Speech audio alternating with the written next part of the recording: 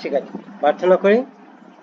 সৃষ্টিকর্তা পিতা, তোমাকে ধন্যবাদ দিই। ধন্যবাদ প্রভু যে তুমি আরেকবার সুযোগ করে দিলে তোমার কাছে আসার জন্য। এবং ধন্যবাদ দিই পিতা প্রভু, যতজন ভাই বোন জুড়তে পেরেছে, যারা জুড়ছে প্রত্যেককে তোমার বাক্যের মধ্যে থেকে তুমি আশীর্বাদ করো। এবং প্রত্যেকের আজকে যে বাক্য আমরা আলোচনা করবো পিতা, আমাদের সঙ্গে থাকো এবং তোমার বাক্যের মধ্যে থেকে আমাদেরকে উৎসাহিত করো। তোমার জীবনে, আমাদের জীবনে তোমার কি পারপাস আছে সেটা বুঝতে সাহায্য করো। যতজন ভাই বোন রয়েছে প্রত্যেকে তোমার কাছে রাখছি পিতা, মণ্ডলীগত ভাবে, পরিবারগত ভাবে প্রত্যেকে তুমি এক চিত্তে এক মন দাও, যেন তোমার সাথে আমরা একসাথে একভাবে তোমার বাক্য অনুসারে কাজ করতে পারি। দয়া করো, করুণা করো। শরীরে প্রার্থনা যিশুর নামে চাই, আমেন। আমি রিঙ্কি জুড়েছে? হ্যাঁ আছে। একটা গান করো। হ্যাঁ, ধন্যবাদ জানাই প্রভু। সৃষ্টিকর্তা তোমাকে ধন্যবাদ জানাই প্রভু, সকল কিছুর জন্য প্রভু। তোমার অনুগ্রহ, তোমার দয়া করুণার জন্য প্রভু ধন্যবাদ জানাই প্রভু। তোমার মহিমা গৌরব প্রশংসা করি। Thank you lord. मेरी सूरत बिगड़ी थी, मेरा दिल था खाली, तूने सींचा लहू से ताकि आए हरियाली। मेरी सूरत बिगड़ी थी, मेरा दिल था खाली, तूने सींचा लहू से ताकि आए हरियाली। क्यों ना बोलूं फिर मैं तेरी जय जयकार, क्यों ना बोलूं फिर मैं तेरी जय जयकार, क्यों ना बोलूं फिर मैं तेरी जय जयकार, क्यों ना बोलूं फिर मैं तेरी जय जयकार। जय जयकार, जय जयकार, तूने मेरे लिए क्या कुछ ना किया। जय जयकार, जय जयकार, तूने मेरे लिए क्या कुछ ना किया। तेरा प्यार है महान, तेरा प्यार है यहाँ। मैं जो पहले मुर्दा था, तूने डाली मुझ में जान। तेरा प्यार है महान, तेरा प्यार है यहाँ। मैं जो पहले मुर्दा था, तूने डाली मुझ में जान। क्यों ना बोलूं फिर मैं तेरी जय जयकार, क्यों ना बोलूं फिर मैं तेरी जय जयकार, क्यों ना बोलूं फिर मैं तेरी जय जयकार, क्यों ना बोलूं फिर मैं तेरी जय जयकार। जय जयकार, जय जयकार, तूने मेरे लिए क्या कुछ ना किया। जय जयकार, जय जयकार, तूने मेरे लिए क्या कुछ ना किया। तूने मेरे लिए क्या कुछ ना किया। হ্যাঁ প্রভু, তোমার জয় জয়কার করে, তোমার গৌরব করি প্রভু। সারা বিশ্বে, দুনিয়ার প্রত্যেকটি কোনায় কোনায় প্রভু তোমার গৌরব মহিমায় যেন হয়। তোমার নাম প্রভু প্রত্যেকটি জায়গায় যেন ছড়িয়ে পড়ে এবং তুমি যুগে যুগে গৌরবান্বিত হও। ধন্যবাদ জানাবো।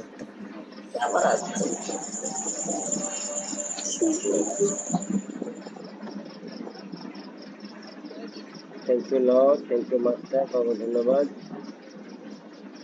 হালেলুয়া। ঈশ্বর আমাদের জন্য কি না করেছে না, আমরা ঈশ্বরকে ধন্যবাদ দিয়ে শেষ করতে পারি না। আজকে আমরা যে বিষয় দেখব, এই গানটার সাথে রিলেটেড আছে। যে ঈশ্বর অমঙ্গলের মধ্যে থেকে তিনি মঙ্গল করেন। আজকে এই বিষয় নিয়ে আমি আলোচনা করব। ঈশ্বর অমঙ্গলের মধ্যে থেকে আমাদের জীবনে মঙ্গল করতে পারেন বা মঙ্গল করেন। तूने मेरे लिए क्या कुछ ना किया। তো আজকে আমরা ওই বিষয় দেখব যে ঈশ্বর অমঙ্গলের মধ্যে থেকেও তিনি মঙ্গল করতে পারেন। তার মানে অ্যাকচুয়ালি ঈশ্বর অমঙ্গল করেন না, কিন্তু কিছু কিছু জায়গা তাকে কিছু করতে হয় যেটা মানুষের ভালোর জন্য, সেটা মানুষ মনে করে অমঙ্গল, কিন্তু তার মধ্যে মঙ্গল আছে, সেটা পরবর্তীকাল মানুষ বুঝতে পারে। তো একটা পথ দেখবো আমরা, আর তারপর থেকে আমরা সেই বিষয়ে নিয়ে আলোচনা করব। আস্তে আস্তে এগোবো আমরা। পড়ি একদিন একটা পথ পড়ি, রোমিও 8:28। এই পথটা পড়ো একবার, রোমিও 8:28। রিঙ্কি পড়ো।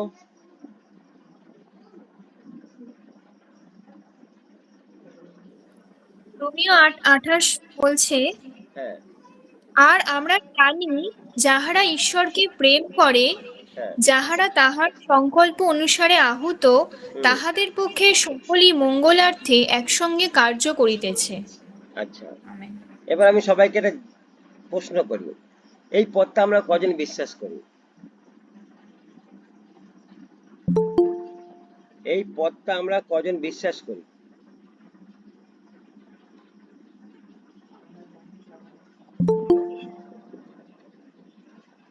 আচ্ছা, এখানে অডিও থেকে বলতে আমি বিশ্বাস করি।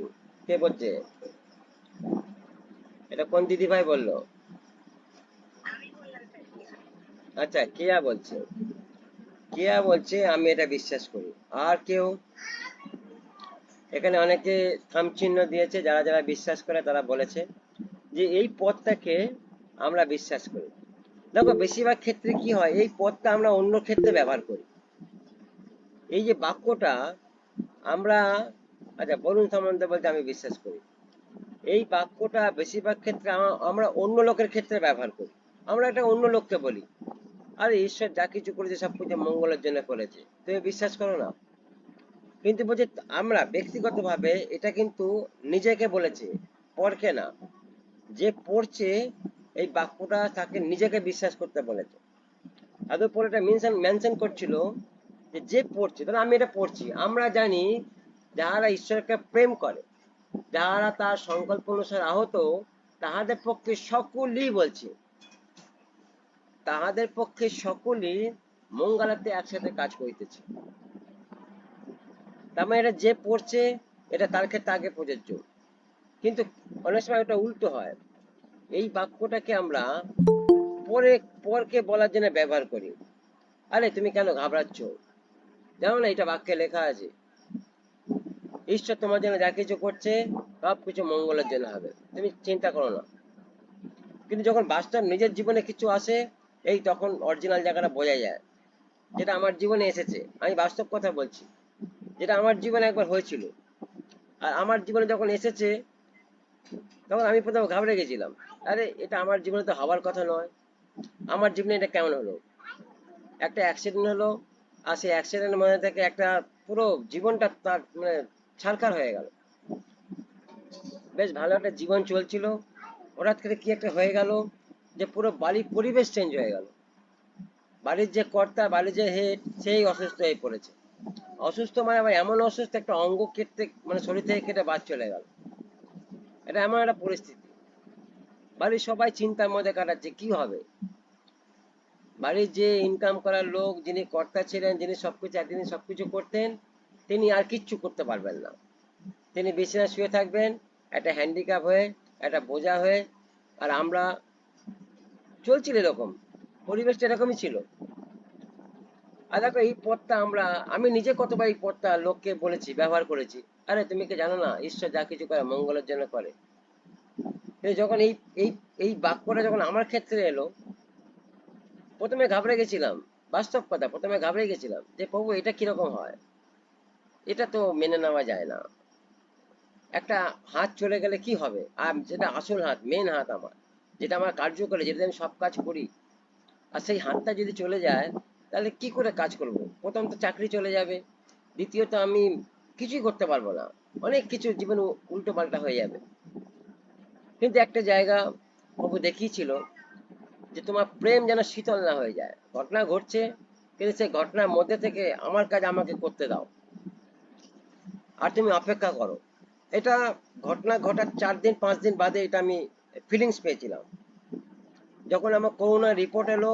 আর সেই রিপোর্টে যখন নেগেটিভ এলো, আর যখন দেখলাম প্রভুর কাজ শুরু হয়ে গেছে, এই তখন একটা জায়গা আমি একটা পজিটিভ ভাবা শুরু করলাম যে না, প্রভু তো আছে, অন্য একটা জায়গা ঈশ্বর তো জীবনে আছে, নাহলে এটা হয় না, এটা হতে পারে না। আর তারপর থেকে একটা পজিটিভ চিন্তাধারা শুরু হলো। তারপর পর পর পর পর পর পর আমি প্রভুর কাজ দেখতে পেলাম। তাহলে আমাকে ঈশ্বর দেখাচ্ছিল যে অধৈর্য হয়েও না, স্থির থাকো, আর আমার কাজ আমাকে করতে দাও, দেখো কেমন মঙ্গল হবে। আর আজকে আমি বসে কথা বলছি, এই কথাটাই বলছি। যেদিনকে ঘটেছিল সেদিনকে এই কথা বলতে পারিনি, কারণ সেদিনকে আমার মাইন্ড অন্যরকম ছিল। কিন্তু আজকে আমি এই কথা জোর দিয়ে বলতে পারি যে ঈশ্বর আমার জন্য যা কিছু করেছে, এটা মঙ্গলের জন্য করেছে।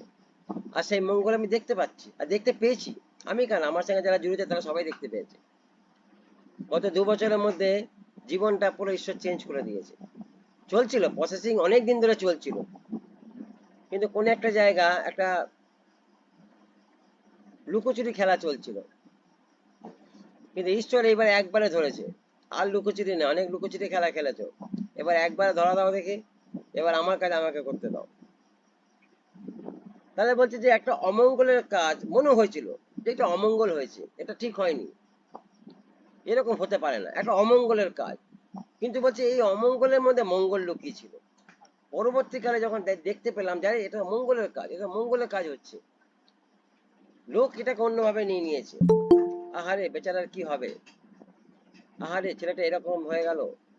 কিন্তু ঈশ্বর এটা প্রথম থেকে ঠিক করেছিল, তোমাকে এর মধ্যে থেকে আমি তোমাকে মঙ্গল দেখাবো।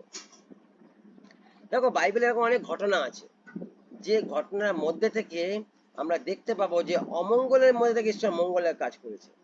আদি পুস্তকেও আছে, আবার পুরাতন নিয়ম আছে, নতুন নিয়মও আছে।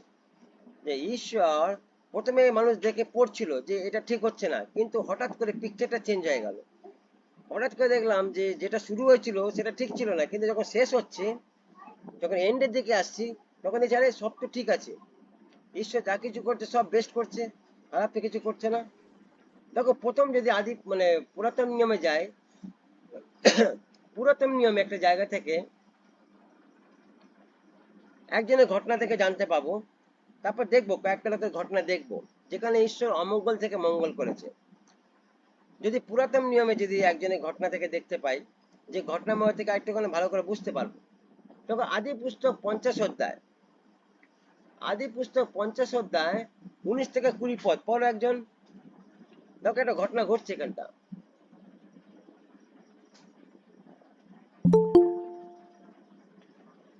আদি পুস্তক 50 অধ্যায় 19 20 পদ পড়ো।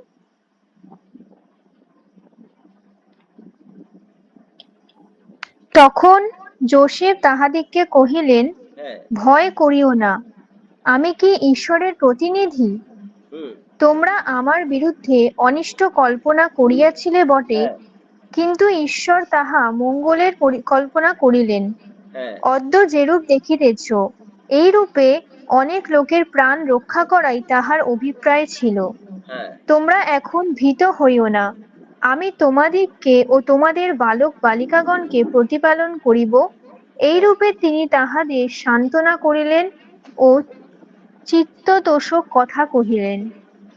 তার মানে বলছে যে একটা জোসেফের কথা বলছে, জাকবের 12টা ছেলে, তার মধ্যে জোসেফ একটা সন্তান। আর জোসেফের একটা গুণ ছিল যে তার ভাইদের কিছু কথা সে তার বাবাকে গিয়ে বলতো, একটা নালিশ করার মতো জায়গা। আর এটা ভাইদের ভালো লাগতো না, কিন্তু ঘটনাক্রমে কিছু স্বপ্নের দ্বারা ঈশ্বর জোসেফকে কিছু জায়গা দেখিয়েছিল, আর সে সেইগুলো তার ভাইদেরকে বললো, বাবাদেরকেও বললো, বাবাকে বললো, ভাইদেরকেও বললো। আর তার উদ্দেশ্য এমন দাঁড়াচ্ছিল যে জোসেফ সবার হেড থাকবে, আর তার ভাইরা তাকে প্রণাম করবে, তার দাসত্ব করবে। কিন্তু যখন পিকচারটা শুরু হলো এরম ভাবে, যখন সবকিছু ঠিক আছে আর এরকম পিকচারটা শুরু হয়েছে, তখন যেন সব একটা যেন লাগছিল যে না, এটা ঠিক না, এরকম হতে পারে না। কি করে একটা ছোট ভাই বড় ভাইয়ের কাছে বড় ভাই ছোট ভাইকে দাসত্ব করবে? কিন্তু বলছে একটা ঘটনা ঘটাচ্ছিল ঈশ্বর, আর সেই ঘটনার মধ্যে থেকে ঈশ্বর একটা ব্যক্তিকে তুলছিল, আর তিনি তার পরিকল্পনা আগেই প্রকাশ করে দিয়েছে। আর পরবর্তীকালে ঘটনা কালক্রমে আমরা দেখতে পেলাম যে যখন জোসেফ মিশরে গেল, আবার যে 2 বছরের জন্য দুর্ভিক্ষ হলো। আর এই দুর্ভিক্ষের জন্য বলছে সারা দেশে, সারা পৃথিবীতে খাবার নেই। তাহলে খাবার কোথায় আছে? বলে একমাত্র মিশরে আছে। তাহলে মিশরে তখন কে হেড? বলছে তখন জোসেফ প্রেসিডেন্ট মিশরের। তাহলে জাকবের বংশ না খেয়ে মরছিল। জাকব তার ছেলেরা বলছিল খাবার নেই, শস্য নেই, তারা না খেয়ে মরে যাবে। কিন্তু বলছে ঈশ্বর প্রথম থেকে প্রি প্ল্যান করেছিল যে এই বংশকে যেন না খেয়ে না মরতে হয়, তার জন্য সে জোসেফকে তুলেছে। আর জোসেফকে সে প্রকাশও করেছে, অফিসিয়ালি প্রকাশনা করে দিয়েছে যে একসময় তার ভাইরা তার দাসত্ব করবে। কেন? কারণ 2 বছর পৃথিবীতে দুর্ভিক্ষ আসবে, আর দুর্ভিক্ষের মধ্যে থেকে একজন লোকের দরকার আছে যে তোমাদেরকে খাবার প্রোভাইড করবে, যে তোমাদেরকে খাদ্য প্রোভাইড করবে। তাহলে যখন ঘটনা শুরু হয়েছিল তখন যেন সব লন্ডভন্ড মনে হচ্ছিল। তার ভাইরা তাকে মারলো, তাকে একটা গর্তের মধ্যে ফেলে দিল, ইভেন কি তারা মানে এটাও ভাবলো যে তাকে প্রাণে মেরে দেবে, পরিকল্পনা করেছিল। কিন্তু ঈশ্বরের পরিকল্পনা তাকে বাঁচানো। তাহলে এক ভাইয়ের অন্তরে কথা বললো, রুবেন। রুবেন বলল, না না না, ওকে মেরো না, ছেড়ে দাও, ও গর্তে পড়েছে, গর্তে পড়ে থাক। আর আমরা পরপর দেখতে পেলাম যে সেখানে কিছু ব্যবসায়ী এলো, তাকে নিয়ে চলে গেল মিশরে, গিয়ে দাসত্বের মধ্যে তাকে বিক্রি করলো। পটিফারে গেল, পটিফার ঘর থেকে সে জেল খাটলো, সেখান থেকে সিধা চলে গেল সে ফরেনের ঘরে।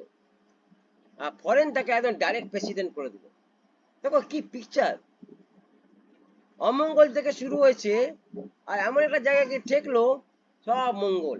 একটা এমন একটা পদে গিয়ে বসে গেল, সবকিছু অথরিটি তার হাতে। তাহলে জোসেফ প্রথমে কি মনে করছিল? জোসেফ প্রথমে কি মনে করছিল? আরে এটা কি জিনিস হচ্ছে, আমার ভাইরা খারাপ, আমার দেশের লোক খারাপ, মিশরের লোক খারাপ, পটিফারের বাড়ির লোক খারাপ, জেলখানে সেই বন্ধুটা খারাপ যাকে বলেছিল যে তুমি বাইরে বেরিয়ে অন্তত আমার কথা কি বলো। জোসেফ তো নেগেটিভ ভাবতে ভাবতে আসছিল, কিন্তু হঠাৎ করে জোসেফ যখন প্রেসিডেন্ট ফরেনের হাতে যখন কি পড়লো, আর ফরেনকে যখন তার সেই উদ্দেশ্যটা বললো যে রাজামশাই 2 বছরের জন্য দেশে দুর্ভিক্ষ হবে, আপনি এই প্ল্যানিংটা করুন। ফরেন তখন বললো তুমি ছেলে এটা কেউ করতে পারে না, এই দায়িত্ব আমি তোমাকে দিলাম, তুমি দায়িত্ব নিয়ে নাও আর তুমি করো, তোমাকে আমি হেড করে দিচ্ছি। আর জোসেফ যখন তার পরিকল্পনা অনুসারে, এটা ঈশ্বরের পরিকল্পনা, যখন করলো তখন বলছে কোনো দেশে খাবার নেই, বলছে একমাত্র মিশরের কাছে খাবার। আর তখন মিশর টপ ধনী দেশ, সবাইকে খাবার বিক্রি করে সব ধনী দেশ হয়ে গেছে। কিসের দ্বারা হয়েছে? মিশরের লোকের দ্বারা না, ঈশ্বরের লোকের দ্বারা হয়েছে। ঈশ্বর একটা লোককে পাঠিয়েছিল পরজাতির লোকের কাছে, আর তার মধ্যে আশীর্বাদ লুকিয়েছিল। আর যেই সেই মিশরে গেছে, আর তারা সেই আশীর্বাদ তাদের মধ্যে বর্তেছে। তার পরিকল্পনা, তার বুদ্ধি, তার সাহস, তার জ্ঞান, বলছে ফরনা পর্যন্ত অ্যাকসেপ্ট করে নিয়েছে। ভেরি গুড, খুব সুন্দর, তুমি যা কিছু করবে করো, আমি তোমাকে বাধা দেবো না।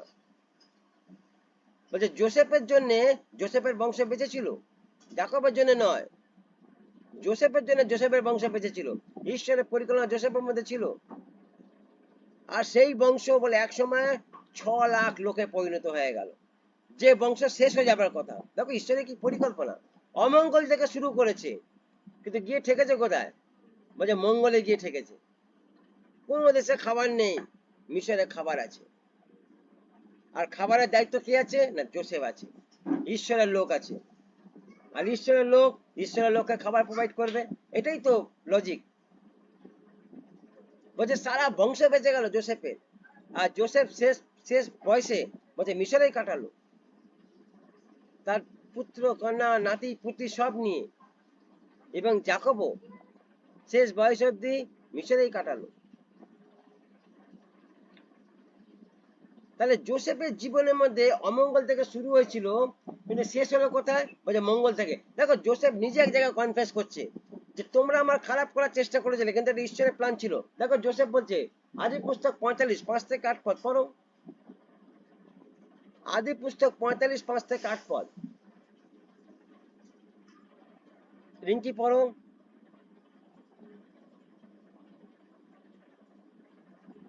কিন্তু তোমরা আমাকে এই স্থানে বিক্রয় করিয়াছ বলিয়া এখন দুঃখিত কি বিরক্ত হইও না, কেননা প্রাণ রক্ষা করিবার জন্যই ঈশ্বর তোমাদের অগ্রে আমাকে পাঠাইয়াছেন। হ্যাঁ, কারণ 2 বৎসরাবধি দেশে দুর্ভিক্ষ হইয়াছে, আরো 5 বছর পর্যন্ত চাষ কি ফসল হইবে না। হইবে না। আর ঈশ্বর পৃথিবীতে তোমাদের বংশ রক্ষা করিতে ও মহৎ উদ্ধারের দ্বারা তোমাদিগকে বাঁচাইতে তোমাদের অগ্রে অগ্রে, আমাকে পাঠাইয়াছেন। হ্যাঁ অতএব তোমরাই আমাকে এই স্থানে পাঠাইয়াছ তাহা নয়, হ্যাঁ ঈশ্বর পাঠাইয়াছেন। হ্যাঁ এবং যে ফরৌনের পিতৃস্থান তাহার সমস্ত বাটির প্রভু ও সমস্ত মিশর দেশের উপরে শাসনকর্তা করিয়াছেন। হ্যাঁ। তার মানে দেখো, যেখানে আগের পদটা পড়লাম, আদি পুস্তক 50 19 20, জোসেফ কি বলছে, আমি কি ঈশ্বরের জায়গায় নেব? তুমি আমাকে ঈশ্বরের জায়গা দিতে চাইছো, কিন্তু আমি ঈশ্বরের জায়গা নেব না। দেখো এখানে বলছে ঈশ্বরের জায়গায় দাঁড়াবার আমি কে, কোশ্চেন মার্ক। তার মানে জোসেফ আগের থেকে প্ল্যানটা জানতো। দেখো এখানে 45 পদ আগের থেকে বলে দিয়েছে, যেটা ঈশ্বরের প্ল্যান, তিনি অগ্রেই আমাকে ঠিক করে রেখেছিলেন। এই জায়গাটা তিনি আমাকে দিয়ে ফুলফিল করাবেন। এটা তোমরা জানতে না, কিন্তু ঈশ্বর আমার কাছে প্রকাশ করেছিল। আমি তোমাদেরকে বলেছিলাম, আর তোমাদের কাছে এটা তখন অমঙ্গল মনে হয়েছিল। তোমরা মনে করেছিলে যে আমার ভাই আমার শত্রু, আর তোমরা কি ঠিক করেছিলে, আমাকে প্রাণে মেরে দেবে। কিন্তু বাঁচিয়েছিলে বলে আজকে তোমরাও বাঁচতে পেরেছো, নাহলে তোমরাও বাঁচতে পারতে না। আজ আমি বেঁচে গেছিলাম বলে আজকে তোমরা বেঁচে থাকবে। কারণ খাদ্য তো কোনো জায়গায় নেই, সব দেশে খাদ্যের অভাব, একমাত্র মিশরে আছে। আর আমি আছি, সে খাদ্য প্রোভাইড করার লোক। তাহলে বলছে, জোসেফ নিজে বলছে যে ঈশ্বর আমাকে অগ্রে পাঠিয়েছেন, কারণ 2 বছর দেশে দুর্ভিক্ষ হইয়াছে, আর 5 বছর কোনো ফসল হবে না। তোমরা 7 বছরের খেলা আছে। দেখো কি কথা, 7 বছর বলছে কোনো জায়গায় কোনো আনাজ নেই, একমাত্র মিশর ছাড়া। কি প্রাণ ঈশ্বরের! আর বলছে সমস্ত দেশকে আসতে হচ্ছে মিশরের কাছে সেই সবজি কেনার জন্য। বলছে তখন থেকে ঈশ্বর, মিশর টপ দেশ হয়ে গেছিল। এই ঘটনার মধ্যে থেকে, একটা মানুষের মধ্যে থেকে ঈশ্বর ওই দেশকে একদম টপে নিয়ে গেছিল। যেমন এখন আমেরিকা আছে, এক একটা সময় এক একটা দেশ খুব, যেমন এক সময় রোম রাজত্ব করে গেছে, এক সময় মিশর রাজত্ব করে গেছে, এক সময় গ্রিক রাজত্ব করে গেছে। সারা পৃথিবীর মধ্যে এরা টপ টপ জায়গা ছিল। তাহলে ঈশ্বর বলছে মিশরকে একসময় তুলেছিল সারা পৃথিবীর বুকের মধ্যে। সব থেকে ধনী দেশ ছিল মিশর, কিন্তু কাদের দ্বারা? বলছে ঈশ্বরের লোকের দ্বারা। তাহলে বলছে 8 পদ বলছে, অতএব তোমরা আমাকে স্থানে পাঠিয়েছো তাহা নয়, ঈশ্বরই পাঠিয়েছেন এবং আমাকে পরনে পিতৃস্থানীয় ও সমস্ত বাটির প্রভু এবং সমস্ত মিশর দেশে শাসনকর্তা করিয়াছেন। তার মানে একটা জিনিস তোমাকে ধরে নিতে হবে, তোমার জীবনে যা কিছু ঘটছে এটা বাস্তব কথা। এই বাক্যটাকে প্রথমে নিজেকে বিশ্বাস করতে শেখো। রোমিও 8:28, এটা ইন্ডিভিজুয়ালি, ব্যক্তিগতভাবে প্রত্যেক ব্যক্তিকে আগে নিজেকে বিশ্বাস করতে হবে। আমার জীবনে যা কিছু ঘটছে সেটা মঙ্গলের জন্য ঘটছে, আমি বিশ্বাস করি। এটা পরকে বলার জন্য নয়, প্রথমে নিজেকে বিশ্বাস করার জন্য। সেটা যদি খারাপ ঘটছে সেটাও মঙ্গল আছে, আর ভালো ঘটছে সেটাও মঙ্গল আছে। আজকে মনে হচ্ছে এরকম, আজকে মনে হচ্ছে এরকম, কিছুই তো মঙ্গল দেখতে পাচ্ছি না, তবে ঈশ্বর জানে। আর সেই টাইম ঈশ্বরের কাছে জানা আছে যে কখন সেই টাইমটা আসবে। তাহলে জোসেফ যখন এটা দেখেছিল, জোসেফ তো মনে করেনি। জোসেফের জীবনে অনেক বছর কেটে গেছিল, আর তার যখন যুবক বয়স তখন জোসেফের দাসত্ব করছে, জেল খাটছে, মঙ্গল দেখতে পাচ্ছে না। কিন্তু বলছে এর এই প্রসেসিং এর মধ্যেই মঙ্গলটা ছিল। এমনি এমনি মঙ্গল চলে আসবে না, মঙ্গল আসার জন্য তোমাকে কিছু মূল্য দিতে হবে, আর একটা জায়গায় স্থির থাকতে হবে। তাহলে জোসেফের জীবনে ঈশ্বরের ভয় ছিল, প্রেম ছিল, শ্রদ্ধা ছিল, ভক্তি ছিল, আর সেই জন্য ঈশ্বর জোসেফকে ধীরে ধীরে ধীরে ধীরে সেই জায়গায় নিয়ে গেছে। আর যেখানে জোসেফকে বসিয়েছিল সেখান থেকে জোসেফকে কেউ নামাতে পারেনি, কেউ পারেনি। শেষ শেষ বয়স অব্দি জোসেফ রাজত্ব করে গেছে মিশরের মধ্যে। জোসেফ চলে যাবার পর লেখা আছে, জোসেফ চলে যাবার পর বলছে ফরেন চেঞ্জ হলো, একটা অন্য ফরেন এলো, আর সে জোসেফকে জানতো না, এইভাবে লেখা আছে। আর তারপর থেকে তাদের জীবনে একটা টর্চারিং শুরু হলো। তারপর যতদিন জোসেফ ছিল ততদিন মঙ্গল ছিল, যেই জোসেফ চলে গেল তারপর তাদের জীবনে একটা অত্যাচার, একটা টর্চারিং শুরু হলো মানসিক ভাবে। দেখো রোমিও 12 অধ্যায় 17 থেকে 19 পদ বলছে, দেখো এটা আমাদেরকে বলছে, রোমিও 12 অধ্যায় 17 থেকে 19 পদ পড়ো, রিঙ্কি পড়ো।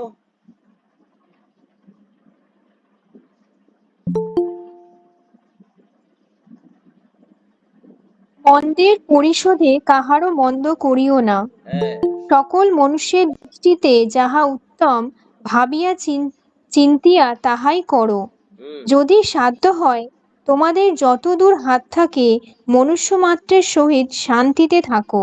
হ্যাঁ। হে প্রিয়েরা, তোমরা আপনারা প্রতিশোধ লইও না, হ্যাঁ। বরং ক্রোধের জন্য স্থান ছাড়িয়া দাও, হ্যাঁ। কারণ লেখা আছে, প্রতিশোধ লওয়া আমারই কর্ম, হ্যাঁ। আমিই প্রতিফল দিব, হ্যাঁ। ইহা প্রভু বলেন। ইহা এটা প্রভু আরো পড়বো? বলেন, না বাস এইটুকুনি, বলছে ইহা প্রভু বলেন। তার মানে বলছে মন্দের পরিষেতে মন্দ করিও না, সকল মনুষ্যের দৃষ্টিতে যা উত্তম ভাবিয়া চিন্তা তাহাই করো। 18 পদ বলছে যদি সাধ্য হয় তোমাদের যত দূর হাত থাকে, যতটা করতে পারো, যতটা চেষ্টা করতে পারো, বলছে মনুষ্যদের সহিত শান্তিতে থাকার চেষ্টা করো। 19 পদ বলছে হে প্রিয়রা, তোমরা আপনাদের প্রতিশোধ দিও না, বরং ক্রোধের স্থান ছাড়িয়া দাও, কারণ লেখা আছে প্রতিশোধ লইবার কর্ম আমি, প্রতিফল দেব ইয়া সদাপ্রভু করে। তার মানে বলছে যুদ্ধ অ্যাকচুয়ালি সদাপ্রভু, মানুষের না। আমাদেরকে যুদ্ধ করতে পারেন, আমাদেরকে কোন জায়গায় লড়াই করতে পারেন, বা মানুষকে প্রতিশোধ নিতে বলেন। হ্যাঁ, তোমাকে একটা বুদ্ধিমান হয়ে কাজ করতে হবে, তোমাকে একটা লজিক জানতে হবে, তোমাকে কথা জানতে হবে, তোমাকে পরিস্থিতি চিনতে হবে, তোমাকে সময় অবধি ওয়েট করতে হবে, এগুলো মানুষকে করতে হবে। কারণ ম্যাজিক বলে কিছু নেই, ঈশ্বর রাজ্যে ম্যাজিক বলে কিছু নেই, সব বাস্তব। ঈশ্বর যেটা করেছে বাস্তবে করেছে, ম্যাজিক ম্যাজিক কিছু হবে না। তাহলে এই জায়গাগুলোকে তোমাকে ঝেলতে হবে, যেটা জোসেফ ঝেলেছিল। জোসেফের জন্য ম্যাজিক কিছু হয়ে যায়নি, জোসেফকে বাস্তবে ঝেলতে হয়েছে, তাকে জেল কাটতে হয়েছে, দাসত্ব করতে হয়েছে, বদনাম নিতে হয়েছে, তাকে মার খেতে হয়েছে, অনেক জীবনে অত্যাচার গেছে জোসেফে। তারপর এটা ঈশ্বরের প্রি প্ল্যান ছিল জোসেফকে মিশরে প্রেসিডেন্ট করবে, তাহলে ঈশ্বর তো ডাইরেক্ট একবারই করতে পারতো, তাহলে তো ঈশ্বর ডাইরেক্ট ওকে একবারই করতে পারতো, ডাইরেক্ট মিশরে নিয়ে গিয়ে প্রেসিডেন্ট করে দিতে পারতো। কিন্তু ঈশ্বর জানে যদি ওকে ডাইরেক্ট করে দিই তাহলে ওই আমার এই স্যাক্রিফাইসের মূল্য বুঝবে না, এর দাম ও দেবে না, বা এর মধ্যে যে আমার যে মঙ্গলতা আছে ও সেটা জানতে পারবে না। তাহলে ও যেন জানতে পারে যে ঈশ্বর কিভাবে কাজ করে, সেই জানার জন্য ঈশ্বর একটা পথের মধ্যে ওকে নিয়ে গেছে। এটা প্রত্যেকের জীবনে আছে। আমাদের বোন এখানে রিঙ্কি বসে আছে, আমি যাতে ওই লাইফস্টাইলটা জানি, ও কোন ঘরে থাকতো, কিভাবে জীবন যাপন করতো, আর কিরকম ওর জীবন ছিল। অনেক টর্চারিং এর মধ্যে, অনেক কষ্টের মধ্যে জীবন কাটিয়েছে, কিন্তু একসময় মনে করতো,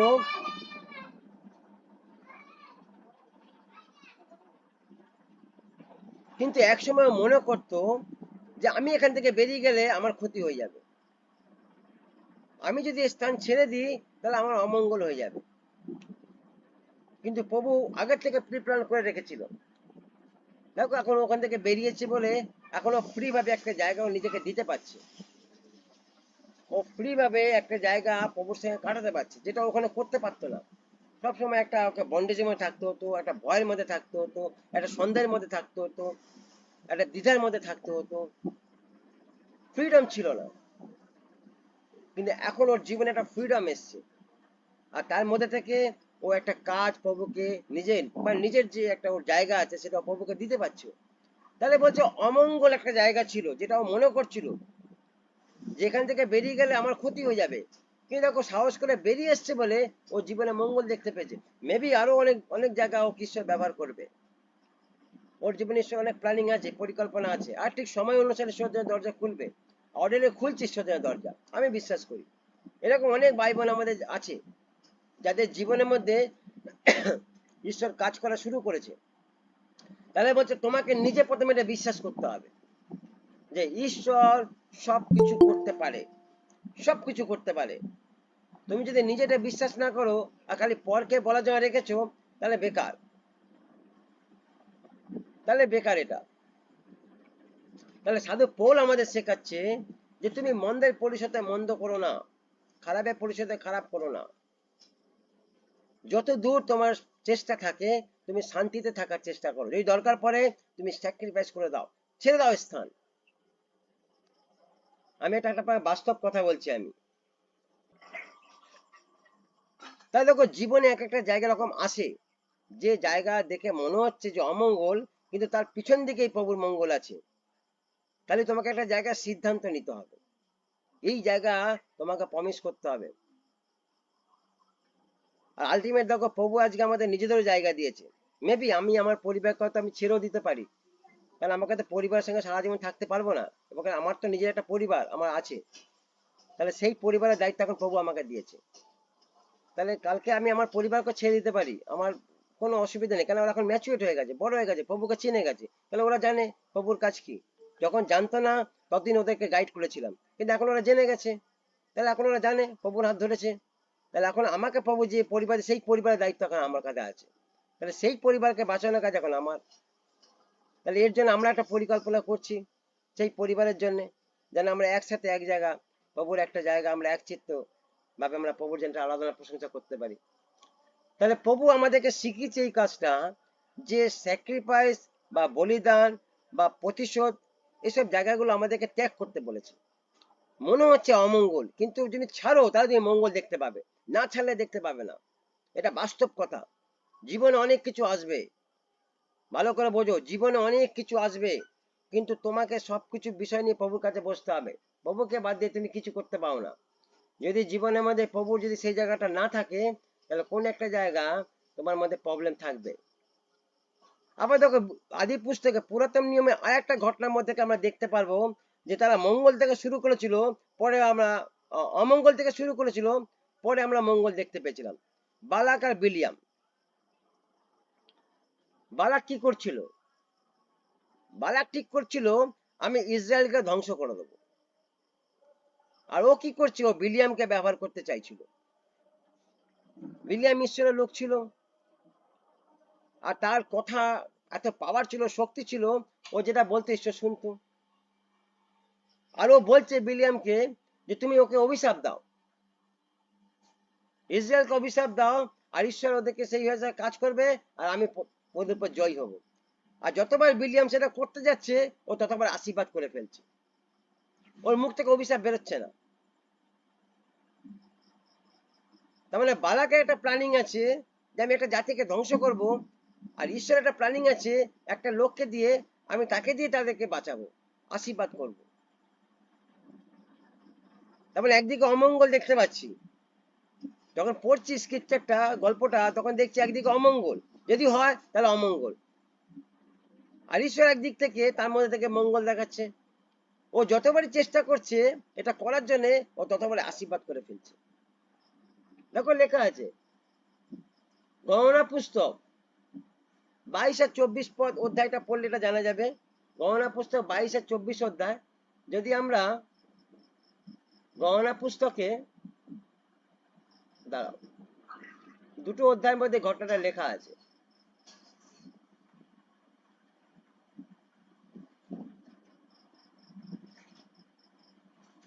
বালাক আর বিলিয়ামের বিবরণ দেওয়া আছে। 4 পদ থেকে যদি পড়ি, দেখো 4 পদ থেকে বলছে, পরে মোয়াব মিদিয়নে প্রাচীনগণ কইল, গরু যেমন মাঠে নবীন তৃণ চাটিয়া খায়, তেমনি জনসমাজে আমাদের চারিদিকে সকলে চাটিয়া খাইবে। তৎকালে সিপ্রিয়র পুত্র বালাক মোয়াবের রাজা ছিলেন।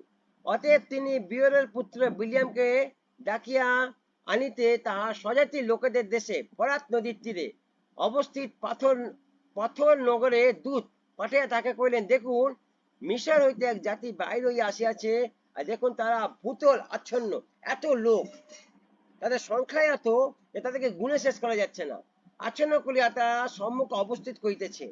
এখন নিবেদন করি, আপনি আসিয়া আমার নিমিত্তে সেই লোকদেরকে শাপ দিন, আপনি এসে তাদেরকে অভিশাপ দিন, কেননা আমার হইতে তাহারা বলবান, হয়তো আমি তাহাদিগকে আঘাত করিয়া দেশ হইতে দূর করিয়া দিতে পারবো, কেননা আমি জানি আপনি যাকে আশীর্বাদ করেন সে আশীর্বাদ প্রাপ্ত হয়, আপনি যাকে অভিশাপ করেন সে অভিশাপ প্রাপ্ত হয়।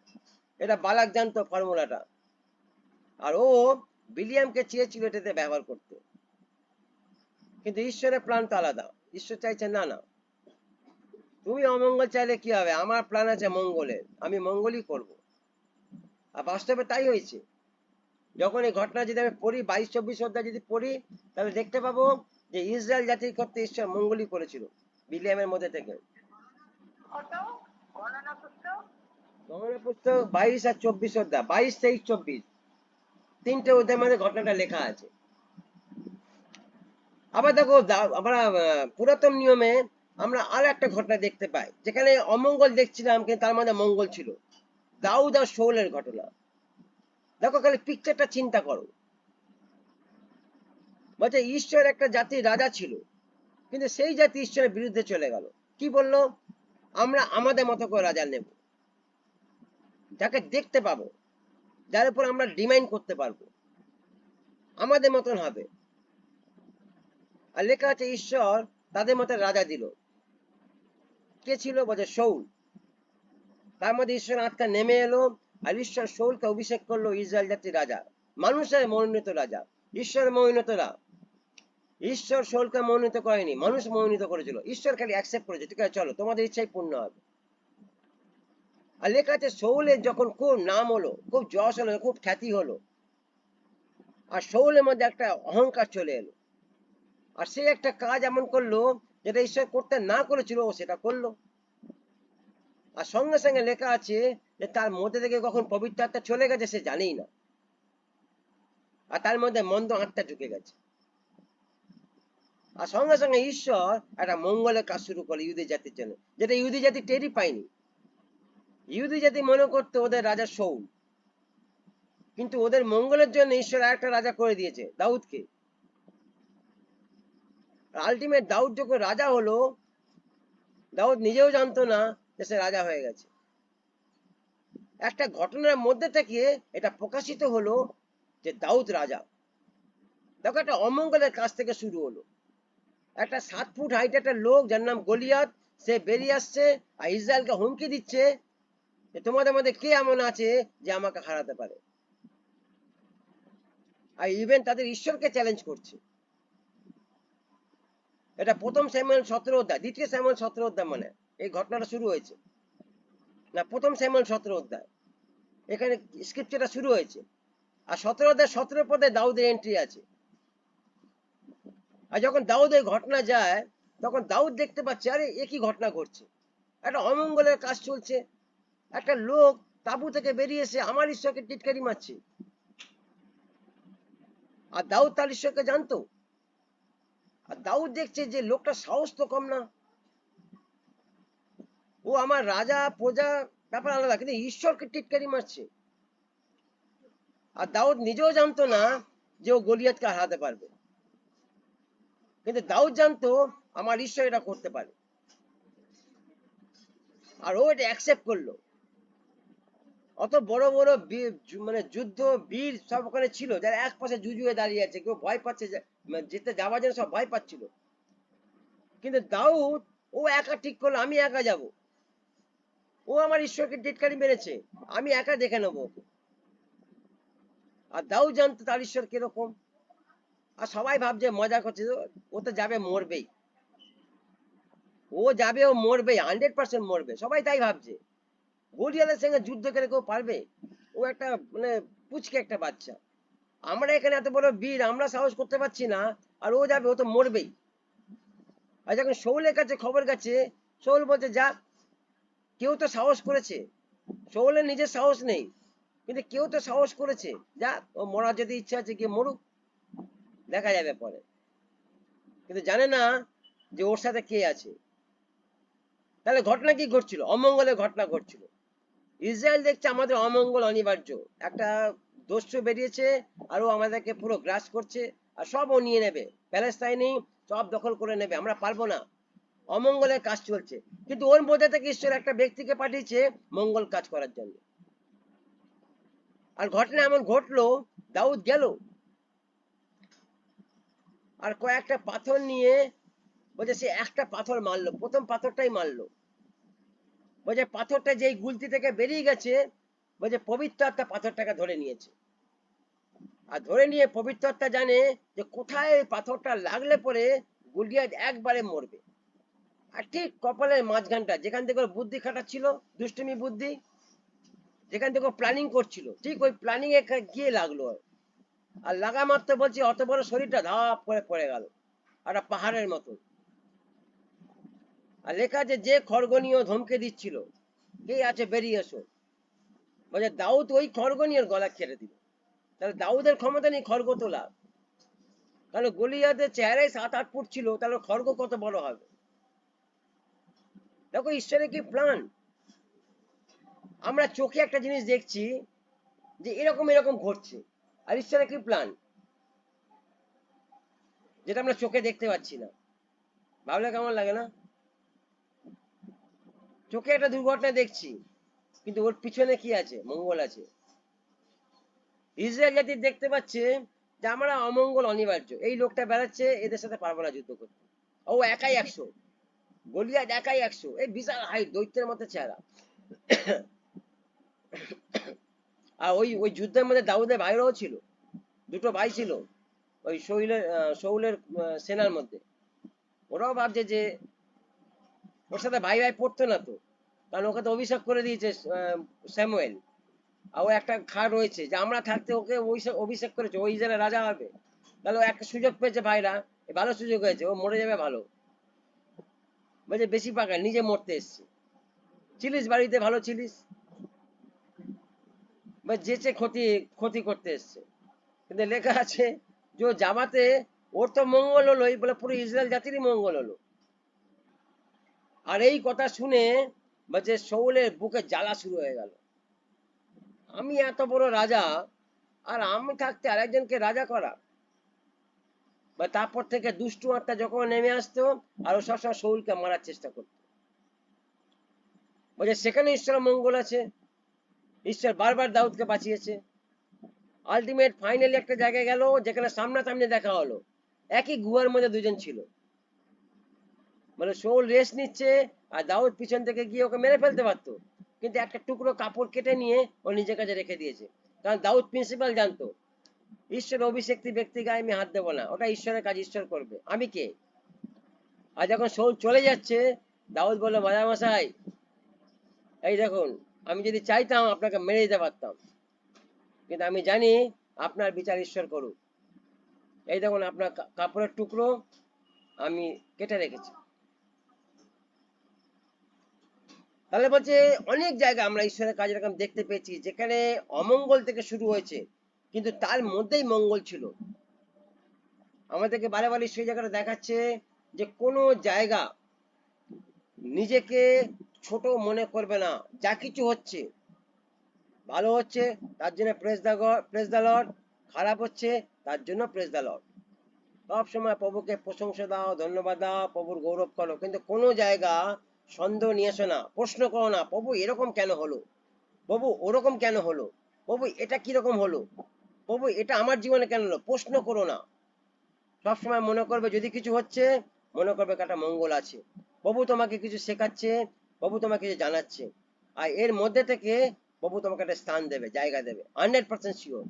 জীবনে কিছু ঘটছে মানে ভালো, খারাপ না, তার মানে তোমার আগের স্টেপটা তোমার জন্য মঙ্গল আছে, ভালো আছে। যেটা সাধু পৌলের ক্ষেত্রেও ঘটেছিল। সাধু পৌল কে ছিল? সাধু পৌল কে ছিল বলো? সাধু পৌল একটা রোমান সৈনিক ছিল, একটা উচ্চ পদে একটা জায়গা ছিল তার। আর সে কি কাজ করছিল? অমঙ্গলের কাজ করছিল, খ্রিস্টানদের ধরে মারছে, অত্যাচার করছে, তাদের মন্ডলী ভেঙে দিচ্ছে। আর ফাইনালি সে ঠিক করলে একটা জায়গা আন্তঃক্রিয়াতে যাব, ওখানে অনেক খ্রিস্ট বিশ্বাসী আছে, সব কটাকে ধরে বেঁধে নিয়ে আসবো। অমঙ্গলের কাজ করতে বেরিয়েছে, কিন্তু ও জানে না রাস্তা ওর জন্য মঙ্গল ওয়েট করছে, তাই তো? যখন গেল অন্তঃক্রিয়াতে, কি হলো সাধু পৌলের জীবনে? হ্যাঁ, ও জানতো ওর জন্য ঈশ্বর ওয়েট করে আছে। বলছে এমন ধরা পড়েছে, মানে তারপর থেকে জীবনটাই পুরো চেঞ্জ হয়ে গেল। হ্যাঁ, ওই মানুষটা জানতো না ঈশ্বরের কি কাজ, আর ঈশ্বর ওয়েট করছিল ওর জন্য। তুমি কতটা নিচে নামতে পারো নামো, আমি তোমাকে ওখান থেকেই দেখাবো। এমন নিচে নেমেছে, যেচে অর্ডার নিয়ে এসছে কৈশোরের কাছে, আমাকে আপনি অর্ডার দিন, ওখানে প্রচুর খ্রিস্ট বিশ্বাসী আছে, সব কটাকে ধরে বেঁধে নিয়ে আসবো, আর সব কটাকে মারবো, যেমন স্টিফেনকে মেরেছি ওদেরকেও মারবো। দেখো ঈশ্বরের কি পরিকল্পনা। লোকটা কি ছিল আর লোকটা কি হয়ে গেল। বলে ওর নাম শৌল ছিল, শৌল মানে বড়, আর হয়ে গেল কি পৌল, ছোট। কিসের দ্বারা হলো? অমঙ্গলের দ্বারা, মঙ্গলের দ্বারা। অমঙ্গল থেকে শুরু হয়েছে, কিন্তু জীবনে মঙ্গল দেখতে পেয়েছে। আবার দানিয়েলের কথা পড়ো, দেখো দানিয়েলের জীবনে কি ছিল। হ্যাঁ, দানিয়েলের লোকেরাই কত রকম টর্চারিং করেছে, নিচু করার চেষ্টা করেছে, তাকে আঘাত করার চেষ্টা করেছে, ইভেন তার নামে নিন্দা করেছে। আলটিমেট দানিয়েলকে শাস্তির জায়গায় যেতে হলো। কি ছিল ওটা? অমঙ্গল ছিল না? সব কি ভাবছিল এবার টাইট হয়েছে, রাজা মশাই আপনি যা করেছেন ঠিক করেছেন, নিজেকে খুব বড় লিডার মনে করছিল, কিন্তু ওর মধ্যে মঙ্গল ছিল। যখন দানিয়েল ওখান থেকে বেরিয়ে এলো গুহা থেকে, তখন কি দেখলো? সেই রাজা, সেও স্বীকার করলো জীবিত ঈশ্বর, তোমার ঈশ্বর জীবিত, জীবন্ত ঈশ্বর। আরে কি স্টেটমেন্ট! একটা পরাজিত রাজা স্টেটমেন্ট দিচ্ছে তোমার ঈশ্বর জীবন্ত। হে জীবন্ত ঈশ্বরের সন্তান দানিয়েল, তুমি কি আমার কথা শুনতে পাচ্ছ? হ্যাঁ, আরে আজকের লোক আপনাকে সেরকমই দেখতে চায়, সেরকম বলতে চায়। কোনো জায়গায় ভয় পাবেন না, কোনো জায়গায় নেগেটিভ পাবেন না। যদি আপনার জীবনে কোনো কিছু ঘটছে, ঘটতে দিন, এনজয় করুন, প্রভুকে এনজয় করুন। প্রভু ধন্যবাদ, তুমি আমাকে কিছু শেখাচ্ছ, তুমি আমাকে কোনো কিছু জায়গা দেখাচ্ছ। এনজয় করুন প্রভুর সাথে।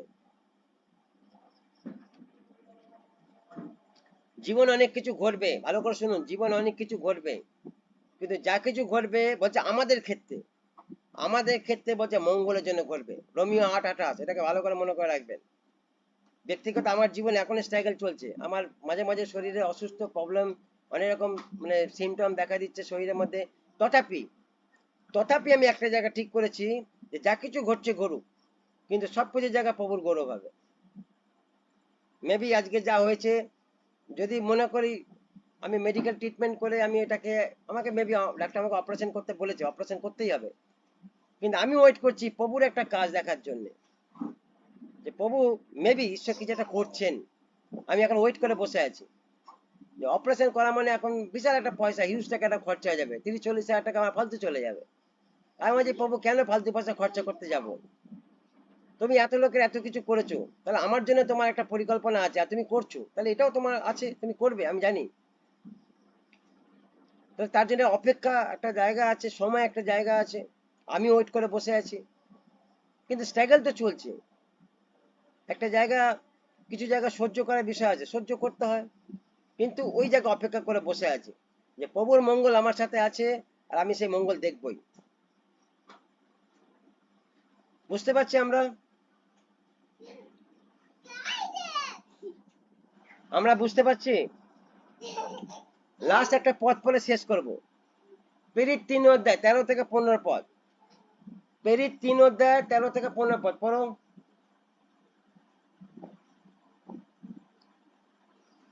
এই জলটাকে চেঞ্জ করো। রিঙ্কি আছে, পড়ো।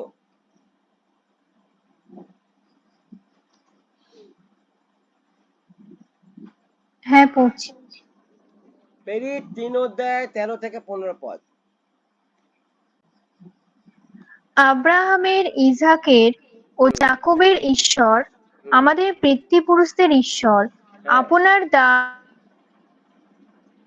করিয়াছেন, হ্যাঁ যাহাকে তোমরা শত্রু হস্তে সমর্পণ করিয়াছিলে, হ্যাঁ এবং পিলাত যখন তাহাকে ছাড়িয়া দিতে স্থির করিয়াছিলেন, হ্যাঁ তখন তাহার সাক্ষাতে তোমরা অস্বীকার করিয়াছিলে। হ্যাঁ। তোমরা সেই পবিত্র ও ধর্মময় ব্যক্তিকে অস্বীকার করিয়াছিলে হুম। এবং চাহিয়াছিলে যেন তোমাদের জন্য একজন নরঘাতককে দেওয়া হয়। হ্যাঁ। কিন্তু তোমরা জীবনের আদিকর্তাকে বধ করিয়াছিলে, হুম। তাহাকে ঈশ্বর মৃতগণের মধ্য হইতে উঠাইয়াছেন, আমরা ইহার সাক্ষী। তার মানে এটা কি ঘটছিল? তার মানে একটা ব্যক্তিকে নিয়ে কিছু লোক একটা টর্চারিং করছে, আর শয়তান মনে করছে আহ কি সুন্দর কাজ হচ্ছে, একদম আমার মনের মতো কাজ হচ্ছে, আমি যেটা চেয়েছি মানুষ সেটাই করছে, অমঙ্গলের কাজ, এ মরে যাবে আর মানব জাতির পতন হয়ে যাবে আর আমার জয় জয়কার হবে। কিন্তু ও জানতো না যে ওর মৃত্যুর মধ্যে থেকে মানব জাতির মঙ্গল ছিল। শয়তান এখন মাথা হাত দিয়ে বসে আছে, কেন আমি যিশুকে মারতে গেলাম? যদি যিশু এসে না মরতো তাহলে ঝামেলা, এত ঝামেলা হতো না, তাহলে মানুষ পরিত্রাণ পেত না, উদ্ধার পেত না, মুক্তি পেত না। তাহলে পরিকল্পনা ও করেছিল মারার, আর মেরে দিয়ে এখন শয়তান পস্তাচ্ছে, আরে আমি কি কাজ করে ফেললাম।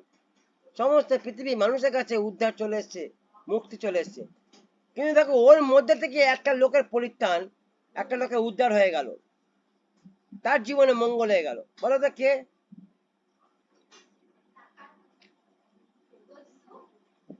বলো কে? ওই ঘটনার মধ্যে থেকে একটা ব্যক্তি উদ্ধার বারাব্বাস। বারাব্বাস। একদম, যে দুষ্ট ছিল, হ্যাঁ, এমন লোক ছিল যে ছাড়ার যোগ্য ছিল না, সমাজের জন্য জঞ্জাল ছিল। কিন্তু যিশু যে সব থেকে নিষ্ঠুর, সে সব থেকে খারাপ, বলছে তিনি মৃত্যুর আগে তার অমঙ্গলের মধ্যে থেকে একটা লোকের জন্য মঙ্গল করে গেল। বলছে নিস্তার পর্বে একবার করে একটা কয়েদিকে ছাড়া হয়, বা সেখানে যিশুকে রাখা হয়েছিল, বারাব্বাসকেও রাখা হয়েছিল, অমঙ্গল আর মঙ্গল। তাহলে মানুষ উল্টো দেখলো, মঙ্গলকে অমঙ্গল দেখলো, অমঙ্গলকে মঙ্গল দেখলো। পরে মন পরিবর্তন করেছিল, ওটা ইতিহাস বলছে, বাইবেলের কাট টু কাট লেখা নেই। কিন্তু বলছে পরে বারাব্বাসের জীবন চেঞ্জ হয়েছিল, কারণ বারাব্বাস এটাকে অনুশোচনা করেছিল, যে ব্যক্তি, কারণ যিশুর সামনে দাঁড়িয়ে ছিল, বারাব্বাস দেখছিল যিশুকে, কারণ তারা তখন যিশুকে পরে মেরে ক্ষত বিক্ষত করে দিয়েছে, দেখার মতো চেহারা ছিল না যিশু। বারাব্বাস দেখে হয়তো চমকে গেছিল যে কে এই লোকটা, যার জন্য আজকে আমি ছাড়া পেয়ে গেলাম, কারণ বারাব্বাসের মৃত্যু অনিবার্য ছিল। আর বারাব্বাস পরে এটা কি বাড়িতে গিয়ে ফিল করেছে যে ওই ব্যক্তিটার জন্য আমি জীবন পেয়েছি, সেই ব্যক্তিটাকে তাকে জানার চেষ্টা করেছিল, আর এই জানতে গিয়ে যিশুর হাতে ধরা পড়ে গেছে। পবিত্র আত্মা তার কাছে প্রকাশ করেছিল যে যিশু একমাত্র ঈশ্বর, যে তোমার মুক্তিদাতা, পরিত্রাতা। আর তারপর থেকে বারাব্বাসের জীবন চেঞ্জ হয়েছিল। তাহলে বলছে যিশু মৃত্যুর সময়ও মানুষের জীবনে তিনি মঙ্গল করে গেছিলেন, আর শয়তান এই জায়গাটা হেরে গেছে। আজও সে আফসোস করে, আর সেই জন্য সে আপনারা চেষ্টা করছে যেভাবে হোক ঈশ্বরের লোকেদেরকে নষ্ট করে দেওয়া, ঈশ্বরের মানুষের মধ্যে বা পরিবারের মধ্যে অমঙ্গলের মধ্যে দিয়ে তাদের জীবনকে বেঁধে রাখা। তাহলে বলছে ওর কাজ ও করবে, কিন্তু আমরা সাক্ষী, আমরা সাক্ষী আমাদের ঈশ্বরের কাজ কিরকম, আমাদের ঈশ্বর কিরকম। আর আমাদের মুখকে কেউ বন্ধ করতে পারবে না, আমাদের সাক্ষী কি কেউ চেপে রাখতে পারবে না। বুঝতে পারছি আমরা?